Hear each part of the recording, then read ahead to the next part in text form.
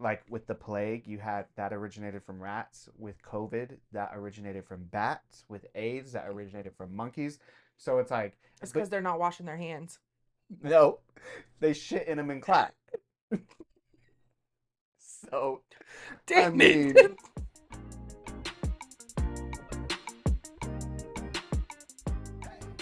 hey besties, welcome back to Delete That, the podcast where we unpack our lives so you don't have to. I'm Josh, gay, tired, and wondering how many more unprecedented events can I live through. And I'm Courtney, gamer, roommate, and also tired. Today we're diving into a heavier but necessary conversation: trauma. The generational kind, the historical kind, and yes, the personal kind too. We've lived through 9/11, endless wars, multiple recessions, a pandemic, and now the looming vibes of World War III, plus the personal stuff that no one claps for. So let's talk about what it's done to us and maybe what it hasn't taken. So grab a snack, maybe a weighted blanket, and let's get into it. All right, as always, we're going to kick off the show with talking about what we're listening to this week. Mine is pretty simple, nothing crazy, just some neoclassical music. Okay. If you don't know what that is, basically it's like take your Mozart and all of that stuff, but bring it Hmm. into 2025. Okay. So it's going to be less like symphonic and more electronic. Okay. So it's like those two worlds combining. Okay. Basically, if you've ever gone to YouTube and put on one of those like de-stress, relax Mm-hmm. videos or whatever, Mm-hmm. the music that is playing in the background, that's very neoclassical. Just, Okay. That yeah. makes sense. So it's heavy instrumental. This one guy that I found, his name is Julian Verscoris, and I did find him on TikTok actually. Love that. Mm-hmm. You know I'm a fan. Scrolled across it and was like, if you're seeing this TikTok, then you're only one of like a few hundred people who have heard about me. Mm. This is your sign that you need to listen to neoclassical. And so at the time, it only had like 5 or 6 likes. So I was like, let me go check that out. And sure enough, I was like, oh, love it. There's a song he put out June 15th, 2025. It's called Fern, featuring Maya Eliza. And it's just instrumental. So there's no singing or anything. But it's been calming me, working me through all of the chaos that's going around in my brain because we're going to talk about that. Yeah. All the trauma. Yeah. I love that actually. So mine is also kind of a electric dance music kind of theme, but more bass forward, of course. I actually found this guy, of course, on TikTok. It was actually a concert that they did or whatever. But when the bass dropped and the music hit in the song, oh my God, I was immediately like, yep, I gotta go find him. Unfortunately, it can only find him on SoundCloud right now for this one specific song. He does have some music on Spotify, but this one specific song that got me like in a chokehold. 15th and the first. It's called a no good edit. The creator is name is Mystic, but it's like an M with a question mark and then stick. Um, but it's Waka Flocka Flame and Gucci Mane. It's their song, and this dude re-edited it into a EDM banger bass mashup. It is actually so fucking good. I have not stopped listening it in my car because it just hits so perfectly. So yeah, I'm on the EDM track right now. I'm listening to all the electric music, especially because we're getting closer to going to Vegas. Mm-hmm. So like that's where all that music really lives. And so I'm just trying to get into my inner techno Yeah. version, I guess. But I am more of a techno like rap techno bass. I'm heavy on that. If it's got a good bass and it's got a good drop and a beat, oh my god, I will go feral. Well, we've always said we wanted to go to EDC Vegas, so Oh, maybe one if day this podcast takes off, we can get there. we can see somebody there. Yeah, exactly. But we used to listen to like Elenium and all of that all the Oh, time. we had so many. I still listen to them whenever Same. I really need to like feel that kind of feeling. But Mm-hmm. sometimes it's a little overwhelming because there was some trauma happening back then Oh during yeah. that time when we found that music. And so sometimes it kind of brings up those old feelings and memories that it's like, I don't want to deal with this. People don't talk about that enough, actually, how if you were listening to a certain artist or type of music while you were going through something in your Mhm. life, that never leaves you. Mhm. So like It's always associated with it's it. always associated with it. So you can hear it, a decade later and it still instantly transports you back to that moment in time. And Mhm. it's like you feel everything all over again. So music is very powerful. Absolutely. And I think that's why I resonate with music so much is because I feel like it transcends all types of communication. It just speaks to my soul. Same. So even mentioning the fact that music can teleport you back to a time just from the sound or that specific song. How are we still alive through all of the things we've done and Good, been through? good question. Um, I feel like I'm what, 31? I'll be 32 in December. Mhm. Your birthday's coming up. In August 32. So you turned 32 before me. Don't want to think about it though. Such a weird age. Because, Yeah. like, I'm thinking about it and I'm like, okay, I'm comparing myself to other people I knew at 32. Mhm. Instantly, I think about my brother and them, and I'm like, y'all were 32 with a home, a mortgage, two kids. I'm like, Same with my parents. I mean, yeah, my parents were very young when they had kids. So my mom was 23 when she had me. mm, So 7 years later, she's 30 and I'm 7. At 32, I'm 9. My sister is 17. Like, that's crazy. wow. I could not even fathom having a teenager and a other child that I'm caring for. On top of working, on top of taking care of the house, on top of paying all the bills. On top of World War III about to pop off at any minute. Yeah, there's no possible way. It's crazy. So, speaking of, what do you think is the most chaotic historical event you remember, like, first experiencing? I know mine, and ours are probably going to be the same because of our age, but I'll let you go first. And then as soon Oh, as you say it, I'm damn. going to be like, damn it. I'm gonna laugh if it's not the same though. So the first one I guess I remember, is that what we mean? Well, I mean, I guess the one that I first vividly remember will definitely be 9/11. Mm, yep. And if you're from our era of growing up, then you obviously, I was in 3rd grade, I believe. Yeah, 3rd grade, and I remember sitting in school watching that live on TV. Like, Yeah, like, it what? was televised. I remember going home that I always laugh about this when I think about it because I was so naive. I was a kid. I didn't know what the hell was actually happening. But I remember, so I had to walk home from school like back then, and our school was only like maybe half a mile away from where we live. Mm, You live down the same street at one point. But anyways, I had to walk home from school that day, and I remember getting home, calling my mom. I always did this. I always called my mom whenever I got home to let her know I made it home, obviously, because we didn't have cell phones back then. Couldn't text your mom and let her know. You had to call. So I called my mom and I'm like, "Hey, mom, I made it home."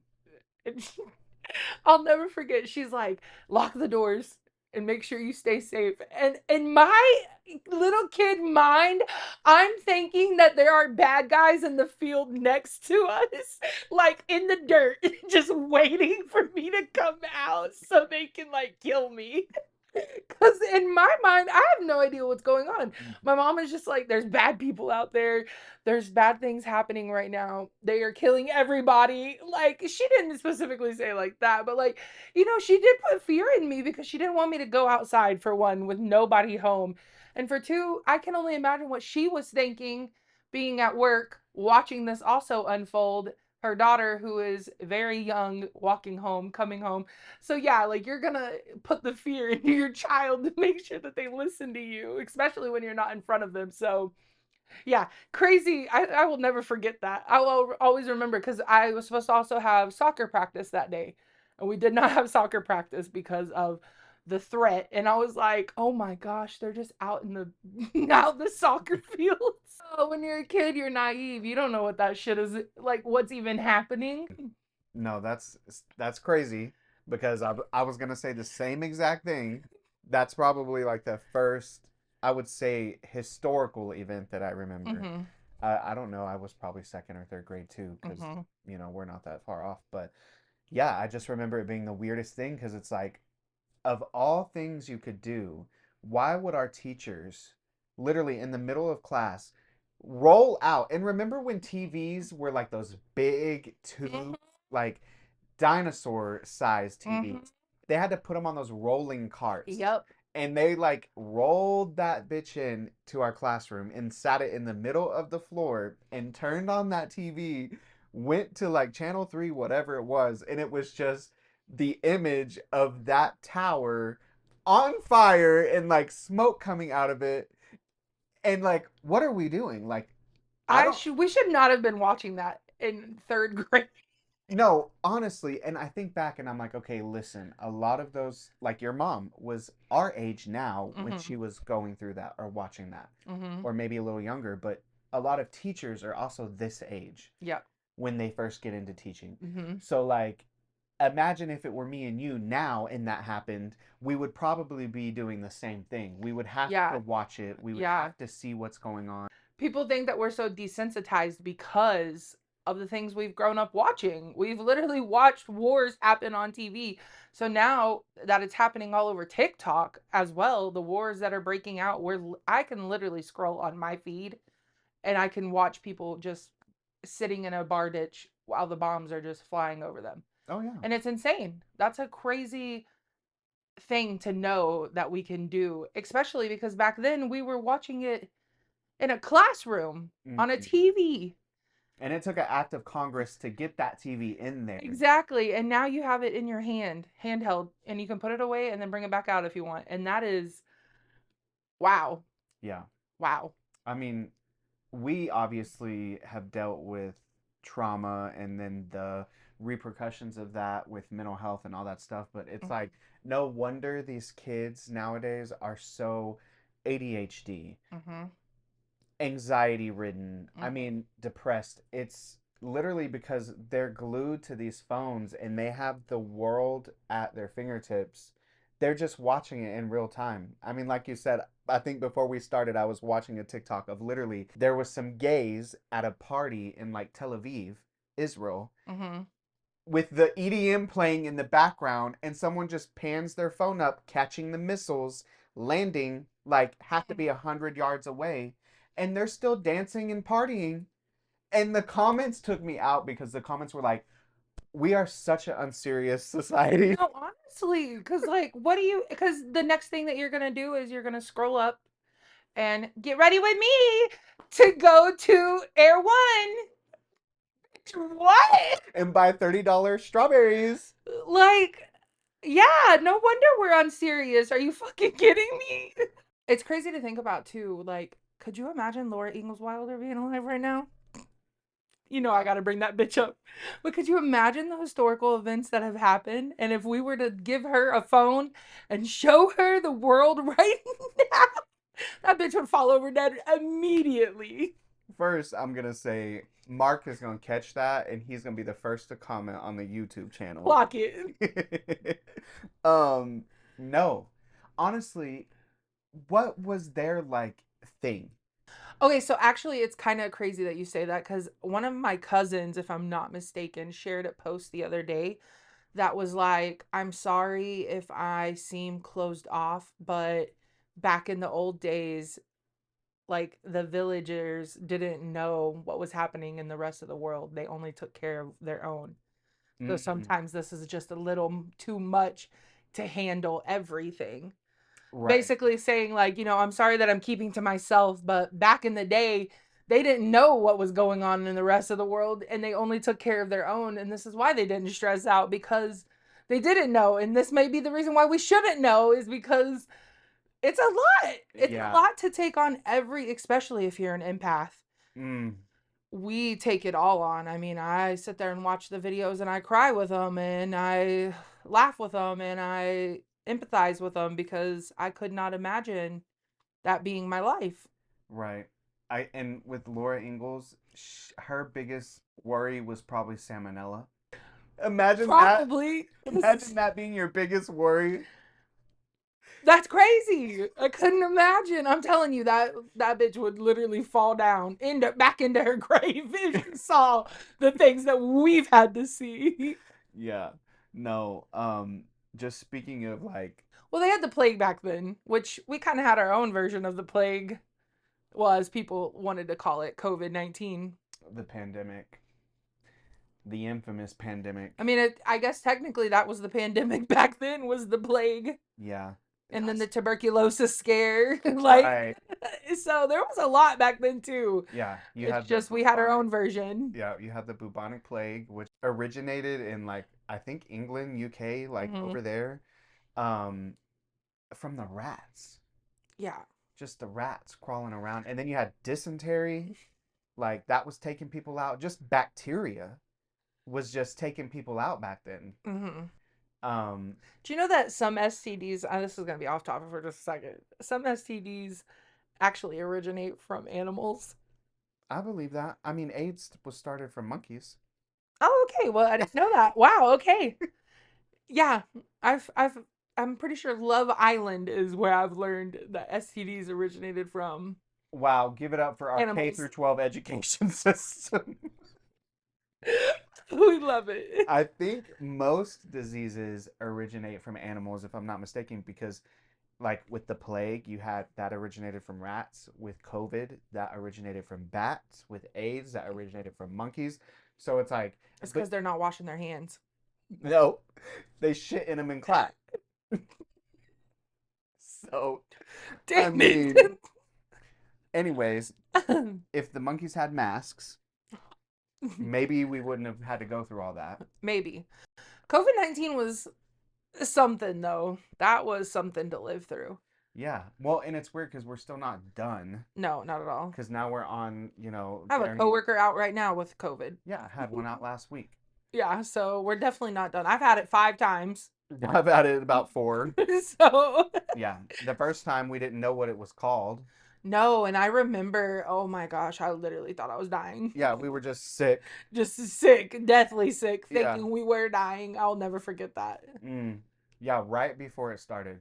Yep. Well, right before we really had a name and all that stuff. Yeah, I was sick for like a month and a half, I remember, and it was like I could not get over it. And even the doctors were like, it's upper respiratory, but it's just a bad one. And I'm like, no, sir, this is deeper than upper respiratory.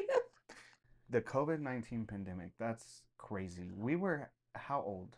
28? Sheesh. And we were also doing the worst we could have possibly been doing.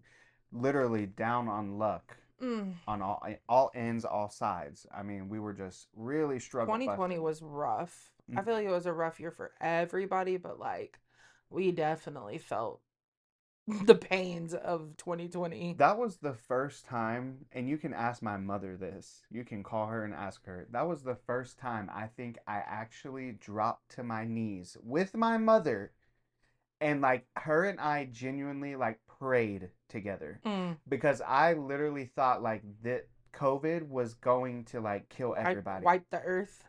It probably needed to, honestly. I mean, we had no idea though. And like where we worked Yep. in the news, Yep. working at a news station, that's We were all in it. we I mean, were. we reported death numbers every single day. Hmm. That's so dystopian to think about now. Like, we literally reported every day. Well, no new deaths today. Well, 4 deaths today. Well, like, what? Yeah. I mean, it was terrifying. I'm not gonna lie.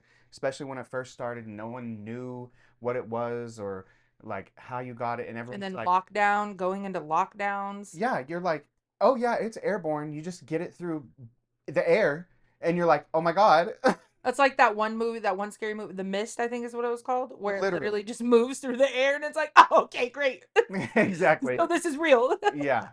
So yeah, and then lockdown was crazy. That was terrifying. Remember, we had to drive around with papers in our cars that like allowed us to be out at certain times Mm-hmm. in case we got stopped because of curfews. Which, granted, we never had that. We still had to keep them just in case, but it was just saying that what we did for work, that way we could have a pass because we were essential workers, essentially. Oh my, work time Remember? to be a fucking essential worker. Bro, Literally the that was worst. such a ripoff. Like I would have gladly taken a year off of work if it Absolutely. would have meant to be non-essential. I think it's kind of bullshit also that they got rid of our 24-hour Walmarts. Please. Some places have them back though, but some places got to choose if they didn't want them. We have 5 Walmarts in our town, and not one of them is 24. And it's like, what do you mean? We This town is big enough to have a 24-hour grocery store. we are literally funding the Waltons at this point. Literally, and I don't understand. Like, what? Give me back my 24-hour Walmart, damn it. I want to be able to go shop at 2 a.m. with the crackheads. Yeah. They don't mess with me and I don't mess with them. It's the best time to go. I'm actually still mad about that. 5 years later, and I'm still pissed about that. Yeah, so COVID-19, that was such a, like you said, a dystopian time. Mm-hmm. Like, I've never really lived through something like that. Will we probably live through something like that again? Yes. At this point, yeah. Yeah, and Oh it'll yeah. probably happen 2 weeks from I was today. gonna say next week. Exactly. So it's like, but it was such a weird time because with the lockdown, that freaked me out because Yeah. it was like, what do you mean the government can just tell us to go inside and don't come out? Right. It was like a. Have you ever read that book 1984 by George Orwell? Speaking of, that book is actually now banned. Remember, like a couple years ago when they started banning books? That is one of the books that was banned. I just almost died right there because how are you banning words on a paper? Bitch, I don't know. And like, Handmaid's Tale, Mm-hmm. you're watching that? Uh-huh. Finally. Finally, I told you to watch that shit. And here I am watching it. Uh-huh. Mm-hmm. So, I'm on season 2 as well. I haven't watched any more actually since I finished season 1 just because it's a lot. yeah. It's heavy. Like Mm-hmm. I knew it was gonna be heavy, but it's like, whew, it's really heavy. And we were talking about how it's weird with that one because it's like, it's modern day, Mm-hmm. but they want to regress in time, Mm-hmm. but it's also futuristic. So Yeah. it's very weird. It's very dystopian, and Also scary because like that's what lockdown felt like. yes, Like how the ladies come out to like go to the store, all the guards standing at the doors. Like that is what COVID felt like. That is what mm-hmm. going places felt like. Not so much here in our town as it probably did in the bigger towns and bigger cities, but like it still felt very everything did feel weird here. Like I don't know how to explain it. Like businesses being closed so early half the time. Some businesses closing, period. You couldn't even come in. You couldn't go see anybody because they were all afraid you were going to get them sick or you were afraid you were going to get them sick. I remember I hate it because the last few years that I had it with my grandmother was during COVID and I barely got to see her because we were afraid a lot of going around her. She's older. We didn't want a chance getting her sick. Like her immune system wasn't as good as ours. So I don't know. That time and that era is just oof. It's crazy to think about. It's crazy to think that we are gonna have to explain that to people some. I don't even think we'll have to explain it to people one day because, like I said, we're probably due for another one any minute now. Please, God, spare me because I can't. We're on the verge of World War III. This whole Israel, Palestine, Iran, and apparently, at the moment we're recording this podcast, Trump is flying back from the G7 summit or whatever, so he can go to the Pentagon, and they're about to start And push the discussing. button. Oh, this stuff makes me want to pull my hair out all the time. But that's the thing though, is Trump said no war.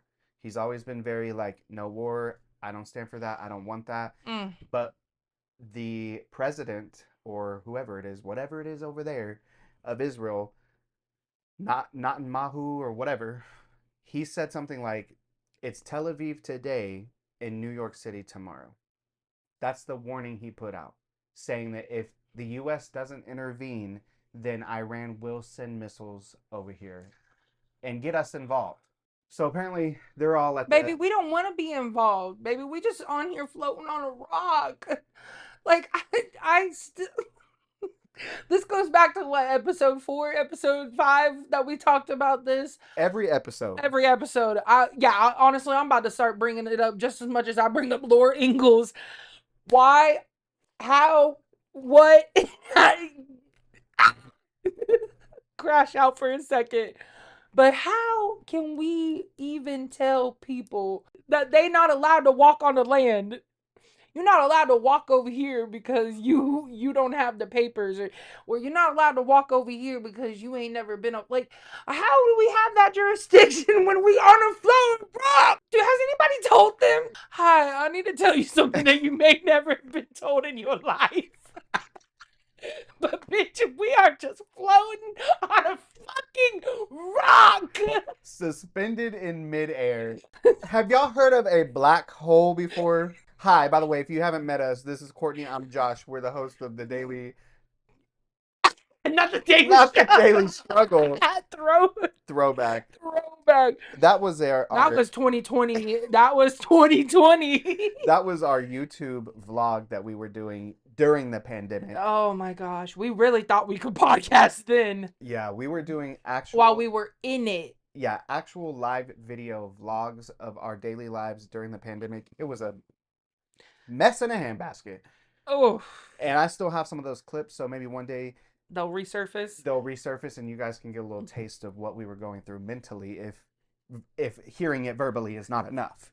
But yeah, we're going to show up to the G7 summit to the UN as guest speakers. I'm going to have a PowerPoint presentation.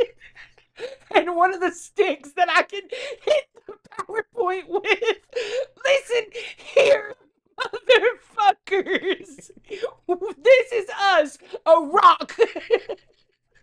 Also annoys the piss out of me about like lawmakers that make these atrocious laws that are like crazy for no reason. And it's like, baby, you realize you're gonna be dead in like 40 years. Like, baby, you're not gonna be alive to see the rest of that through. So why are you even doing that? Why you even? And once again, why does it matter when we're floating on a rock? So we're going to literally next Thursday when the podcast comes out again, we'll see if we're actually in a full-blown war. That's crazy to say out loud. Yeah. But we really grew up watching the news like it was a horror movie. Oh, absolutely. We still do. Oh, still do. Absolutely. Now we just get the little alerts on our phone that says, Yeah. hey, bitch, shit's popping off. No, you're not ready for it, but it's here. Yeah, I work in it every day, so I honestly I'm so desensitized to it, to be honest, by now, that I just half the time when you tell me stuff, I kind of am like, oh, I didn't realize. And it's not because we haven't covered it or we're not hearing about it. I've just turned it off so much in my brain that I just hear words now. I don't even pay attention to what the, product actually is. I'm just hearing the words I need to hear in order to get my job done because it is so mentally draining. Yeah, it's taxing. Well, and you have to. I mean, especially with, both of us, we have personal trauma and stuff, and how we have chosen to cope with those things is, you know, one of those ways of coping is to just kind of black it out. Yep. Block it out, block out the noise. And sometimes you have to do that. Oh, absolutely. Especially when it comes to the news and politics and all that stuff. It's just necessary for your mental health. So for you, what is one way? Obviously, we just talked about like, just having to tune it out, but what's one way you cope with dealing with trauma? Well, it used to be, I mean, I'm going to be completely honest because that's how we've always been on this. It used to be smoking a lot of weed, and you know that. I used to be one of the biggest potheads there was around here. I still smoke, like I have a vape that I hit every now and again. I don't smoke as heavily as I used to. So I think that that was my way of coping for the longest time, was smoking, honestly, because it would mellow out my mind. If anything, it helped me categorize everything in my brain, kind of like, oh, okay, this is for this is for this trauma, this is for my day-to-day stuff, this is for right now, because I have too much of a problem of letting my brain just run and not have a direction it's running. It's just running, and it'll ADHD, of course, so it'll just pop off with random, and I have to find a sense of grounding in order to make it feel okay, essentially. So coping, I guess. And smoking was the biggest thing for me for the longest time. Now, since I don't smoke like I did, now I would probably say it has, I mean, gaming obviously helps me, get my mind off of everything. I also do a lot of just things that I'm into, hobbies. Making nails is a really good way of me to get my mind off of anything, it focuses me in on something else. I'm currently in the middle of writing a book, and Y'all aren't sometimes y'all are not ready for that book. y'all are not ready for that book because it is not what you would think it is. Yeah, and Mama, I'm sorry, but you can't read that one. Please, my family's not allowed to read it because it's disturbing and disgusting in a really good, fun way. But I use that as a way of coping too. Whenever my brain is really full of words, like I don't know how to explain how I always say that I have a over like aggressive brain because my brain does so much. I can sit here and think of I can play a whole movie in my brain if you give me a topic. I can literally make it into a scene and then make it into a movie. So like when my brain, Overactive. yes, very overactive brain. So like I have to be able to put something somewhere. So right now writing is a big thing for me. Writing my book, it's helped me put some of those words that are just sitting in my head, put them out that way they don't fill my head up. So, yeah, hobbies I feel like is my biggest way of coping right now. I would say that's pretty normal. I think your average day-to-day person is gonna also find hobbies, distractions, because that doesn't work for everybody. It works for some people. Some people need antidepressants and therapy and counseling. And I'm not saying that I don't need those things. Vax. I've been through those things in my life. I've been to the counselors when I was a kid. I've been through counseling as an adult. I've tried the antidepressant and all that stuff. And it just, talking about it does help getting all of those things in your head out and Mhm. letting someone hear you and validate that you're not crazy. Mhm. That is a big help in as far as like coping and moving forward and things like that. um I would say for me, I also find distractions. So with you, I don't really see this being your case because of where you work. But like for me, my job usually ends up being the main distraction for me. Mhm. Because it's almost like when I get there and I clock in, it's like nothing else matters. Mhm. I mean, I obviously have stuff going on in the background. Like you'll text me throughout the day, or my mom will call me, and suddenly it pulls me out of that Mhm. and back into what I'm, the real world. But it's Mhm. like while I'm there for You those have a eight job to hours, do. yeah, I have a job to do, and I just go into like job mode, Mhm. and that's kind of all I focus on. So I would say definitely having a job helps because I have been unemployed. I was unemployed during the pandemic for a little bit. Mhm. That can drive you crazy. I mean, I know a lot of people when they get old, they don't like to retire because they're like, an idle mind is the devil's playground. Yep. Like, you got to stay busy. Yep. So I would say, and then as far as like, I just will distract myself with TikTok and Twitter and Instagram and all of that stuff, which, to be honest, I don't know if that's helping me or hurting me because a lot of that is really overstimulating. And it's like what we were talking about earlier. How am I going to go from cracking up, laughing, looking at this little Pomeranian wearing a coconut as a helmet, to next thing I'm seeing is a starving child in Africa, to the next thing I'm seeing somebody is stage 4 bo- bowling ball cancer, and like, you know what I mean? No, literally. And it's just like you experience all of those wide ranges of emotions So quickly. so quickly. Yeah. Yeah, you're not wrong. It'll be me. I'll just 7 in the morning. I'll open my phone up to go get on TikTok and I'll immediately start bawling because of whatever it is. And then I'm like, great, I love that that's how I started the day off. Like, what the fuck am I doing to myself? Honestly, there was someone or somewhere that I read that was like, to be a successful person, have these top 7 habits. And it was like, don't look at your phone for the first hour of the day, like as soon as you wake up. And I was like, well, first of all, that's kind of scary because like I need to know what was happening overnight. Also, need to know what time it is. Right, exactly. Like our phone is our alarm clock, so fuck you mean. Um, but no, just Because if not, we have phones on our wrist too. You know what I mean? We have eye watches. So, like, what's the difference if I have it on my wrist? Like, I guess I'm not going to scroll as much on my wrist, but still, I'm looking at a screen. Yeah, that's interesting. Also, I just want to say this really quickly before we get into wrapping up the episode. If y'all could see Courtney right now, this woman is literally Pink Pony Club pink hair and eyebrows. Let's not forget that. Not at all. I think this was one of her coping mechanisms. I think she was spiraling in the bathroom at 2 a.m. the other night, and 5 a.m. 5 a.m.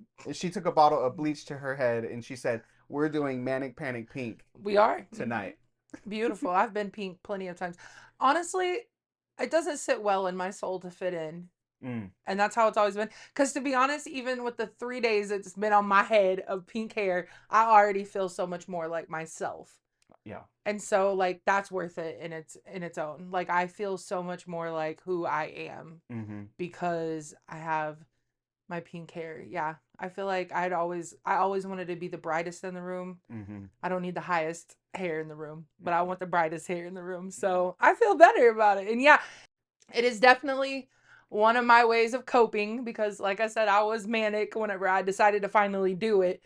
But it's a sense of therapy too because it's like this is a new identity for me again. Like it's been a minute since I seen this girl. Hold up. Mm-hmm. Same thing about whenever I like put my new nails on. I'm like, ooh, bitch, you look good. Like, yes, queen, those look good. So Mm-hmm.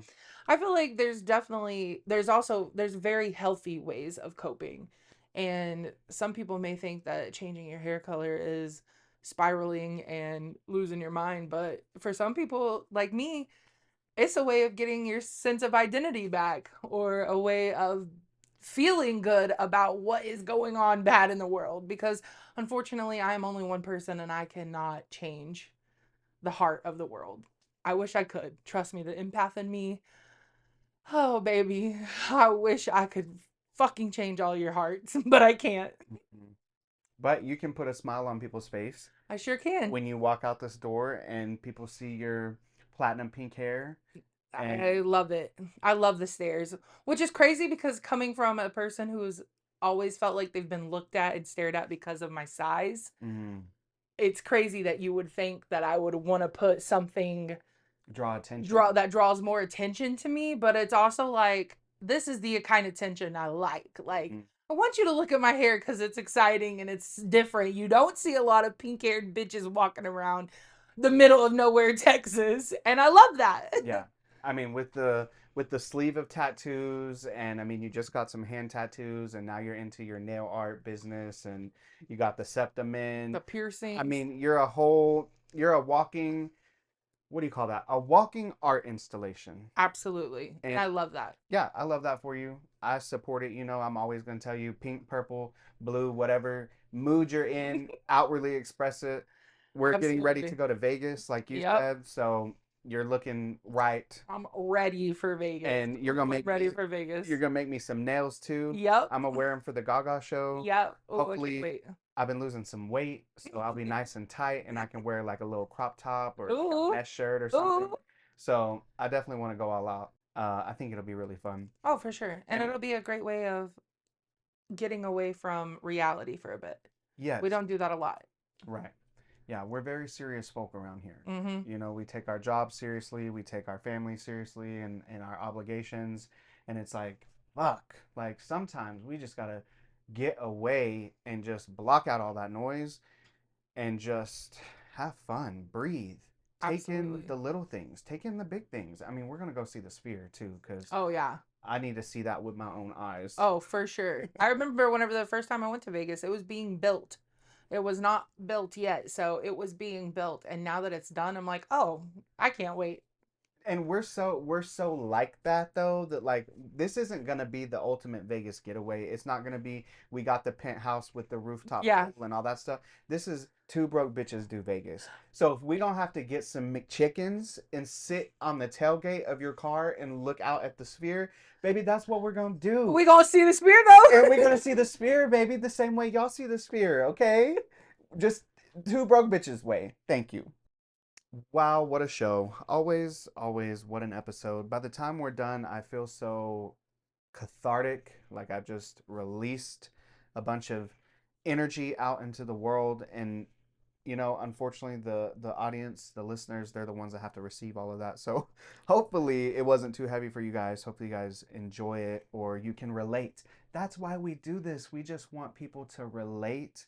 And if you've ever felt like nobody has gone through what I've gone through, or you felt like the black sheep or the girl with the pink hair and the tattoos, baby, we're out here. We see you, we hear you. Speaking of, eventually we would like to go into on camera podcasting. So we want to take the audio and turn it into a visual.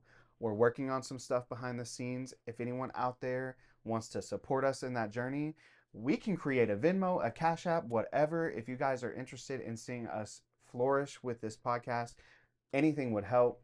Not asking, but if you're someone that wants to give and you see the dream in this, that is our goal. We would love to be on camera and do this podcast on camera. That way we could clip it and put it on TikTok and all that good stuff. I mean, we have big dreams, pink hair, lots of tattoos, and I'm gay as fuck. Yes, we hope whoever is listening out there in the void that we're screaming out into every Thursday, we hope that you can at least relate to us. You can understand with us. You can empathize with us. Maybe you can even learn something from us. We hope we're able to actually give something a little bit more than just our word vomit Mm-hmm. for you through the week. And we also do know that we can't fix the world, but we definitely can validate how fucked it is. That is true.